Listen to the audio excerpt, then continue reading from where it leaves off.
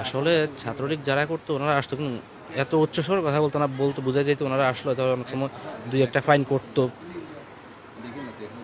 অনেক সময় যদি সমস্যা হয়তো ওনারা বলতো ওগুলো ঠিকঠাক করার জন্য বলতো, আবার মাঝে মধ্যে চিল্লাচিল্লিও করতো। ওনাদের সবাই যে ভালো মানে তা বলবো না। সবাই একটু এখানে আসলে গ্রুপিং করে আসলে সমস্যা থাকলে ওটা ওনারা জোর গলায় বলে। যে কোনো নেতা হোক, ছাত্রলীগ হোক, বর্তমানে যারা আছে তারা হোক, আগের যারা ছিল তারা পূর্ববর্তী, সবাই সেম কাজটা করছে। এখানে আমি বলবো না যে কেউ আমার সাথে খারাপ বিহেভ করছে, এভাবে ব্যবহার করতেছে, ওনাদের পাওয়ারটাকে ওনারা দেখাচ্ছে এভাবে। আমরা ওইভাবে মেনে নিচ্ছি, শুনতেছি, সমস্যার সমাধান করার চেষ্টা করতেছি, যতটুকু পারতেছি সমস্যার সমাধান করার চেষ্টা করতেছি। আমি বাইরে ছিলাম, হঠাৎ করে এসে দেখি বাইরে পর্যবেক্ষণ করতেছে, এটা সমস্যা বলতেছে, একটা সমস্যা বলতেছে। আমি ওনাদেরকে জিনিসটা বুঝাই বলতেছিলাম, তো হঠাৎ করে ওনারা বলতেছে আপনি এখানে এসে কথা বলুন। তো ওনারা ওনাদের শর্ট নিচ্ছে নিয়ে আমাকে বিভিন্নভাবে কথাটা বলছে, যেটা বলার ওনাদের নিজের মতো বলে গেছে।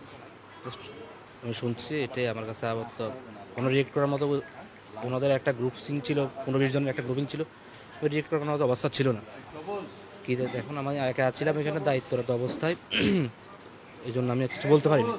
আমাদের ওনাদেরকে অন্য ধরনের এক্সকিউজ দিয়ে বোঝাতে হচ্ছে, ওনারা ওটা বোঝার চেষ্টা করেন। ওনারা বলছে আমাদের মেন্টালাইজে যে সমস্যাটা ওনারা প্রকাশ করছে, আপনি আগামী 15 দিনের মধ্যে আমরা দেখব, যদি ভালো মনে হয় তো ওনারা ওনাদের মতো করে রাখবে, আর না হলে আমাদের বলছে আমাদের ব্যাপারে মানসিকভাবে প্রিপারেশন নেওয়ার জন্য, এটা বললো ওনারা।